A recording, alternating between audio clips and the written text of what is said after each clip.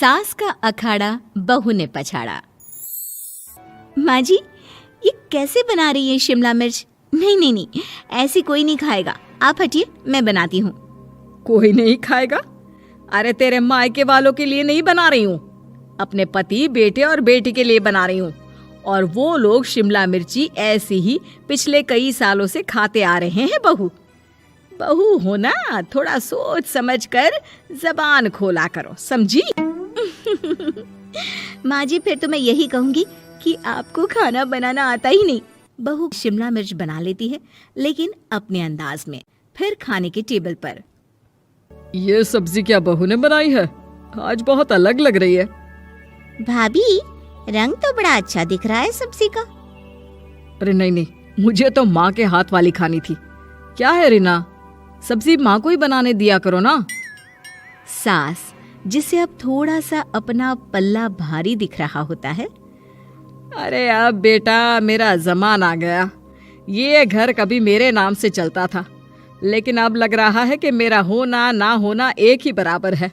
बहू तो पूरे घर के साथ रसोई में भी राज करना चाहती है। माँ जी, आप ही ने तो कहा था शादी के वक्त कि रानी बनाकर रखेंगी मुझे। तो देखिए, रानी का काम यही होता है ना, राज करना।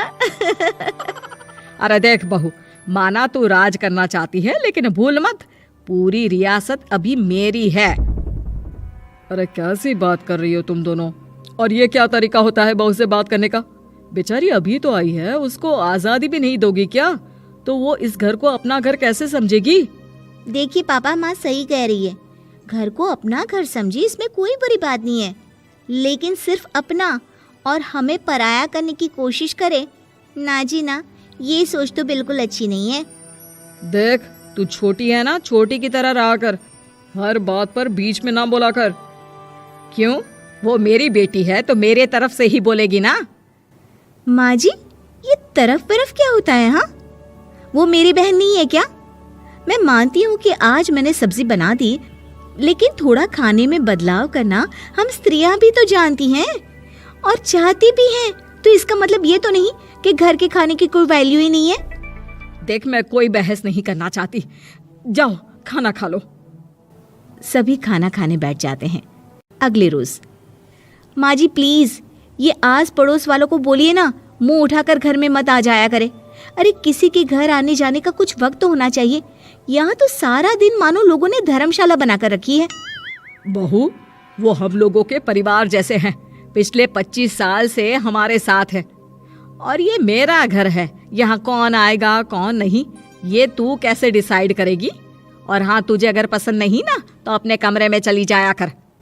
वो लोग बात ही कर रहे होते हैं कि पड़ोसन आ जाती है।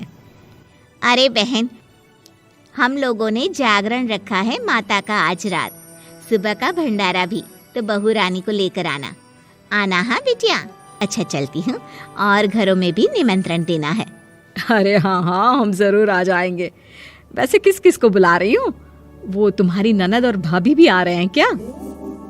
माँ, क्या आप इनके पूरे खानदान को जानती हैं? अरे भाभी ने ही तो मेरी ननद की शादी की पूरी तैयारियां कराई थी, और मेरे मायके में भी पापा की मौत के बाद वहाँ रहकर इन्होंने ही मुझे संभाला था। इतना तो कोई किसी के लिए नहीं करता। अच्छा, मैं ना फल दे जाऊंगी, काट देना भाभी, मैं दूसरे काम पूरे कर लूंगी। मेरी तो तबीयत खराब है माँ जी, आप ही काट देना सारे फल। मैं रात का खाना भिजवा दूंगी, परेशान ना होना। हाँ? अरे नहीं नहीं, हम लोग बना लेंगे, 4 लोगों का खाना तो बनाना है। अरे नहीं नहीं, आप फल पर लग जाओगी, और बहू की तबीयत भी ठीक नहीं, खाना मैं ही भिजवा दूंगी। पड़ोसन चली जाती है और सास बहू की तरफ देखती है। देखा, जिसे तू धर्मशाला बोल रही थी वो कितने अपने हैं। हाँ माँ जी, आप उनका काम कर रही हैं, उनके जागरण का प्रसाद तैयार कर रही हैं, तो वो क्या इतना भी नहीं करेंगे आपके लिए? ओहो, तुझसे बहस क्या करना बहू। तभी बहू की माँ आ जाती है। अरे बहन जी, बेटी से मिलने का मन किया तो बिना बताए ही आ गई, बुरा न मानना। ये मत समझना कि ये मेरा घर नहीं, कोई धर्मशाला है। अच्छा अच्छा, तो ये घर पर आए मेहमानों को घर नहीं धर्मशाला वाला समझाने वाली आप ही हैं। वैसे आपको खुशी होगी कि आपकी बेटी के संस्कार भी ऐसे ही हैं। अरे माँ, किन बातों को सुन रही हो? आओ अंदर आ जाओ माँ। माँ बेटी के साथ अंदर आती है तो उसे अचार की महक आती है। हाय रे, कितनी अच्छी महक है। क्या बनाया है बहन जी? अचार बनाया है। आपकी बेटी बोल रही थी कि आप लोग कुछ अलग तरीके से बनाते हैं। मैं तो बस ऐसे ही। हम लोगों के घर पर तो अचार टिकता ही नहीं है। अरे आता ही किसे है अचार बनाना? लेकिन जैसे ही बेटी माँ को कमरे में ले जाती है, क्या है माँ, क्यों आ गई यहाँ पर? बताकर तो आना चाहिए। अरे कैसी बात कर रही है बेटी? माँ को बेटी से मिलने का मन किया तो क्या माँ नहीं आ सकती? आ सकती है माँ, क्यों नहीं, लेकिन तू ना पूरा खेल बिगाड़ रही है। खेल? कैसा खेल बेटी? मुझे भी तो बता देती तो मैं भी खेल लेती। माँ, जब से शादी करके इस घर में आई हूँ ना, सासू माँ ने मेरा घर का रट लगा कर रखा है। अब मैं ये बताना चाहती हूँ कि यहाँ मैं आ गई हूँ। कोई भी चीज़ जो पहले होती थी वो ठीक नहीं थी, तो मैं उसे परफेक्ट करूँगी। अच्छा, यानी बात सिंहासन की है कि पहली रानी को उतारना है। हाँ माँ, तुम्हें जो समझना है समझो, लेकिन बात तो यही है। पर बेटा वो...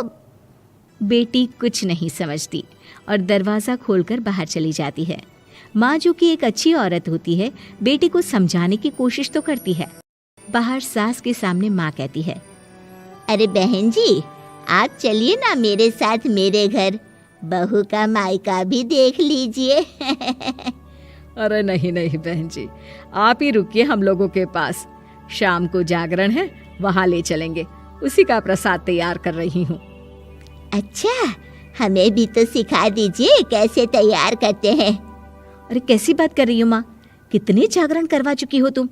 देख बेटी, एक बात गांठ बांध ले, हर बेटी माँ के घर जो होता है वो देखती है, लेकिन सीखती वो सास के पास ही है।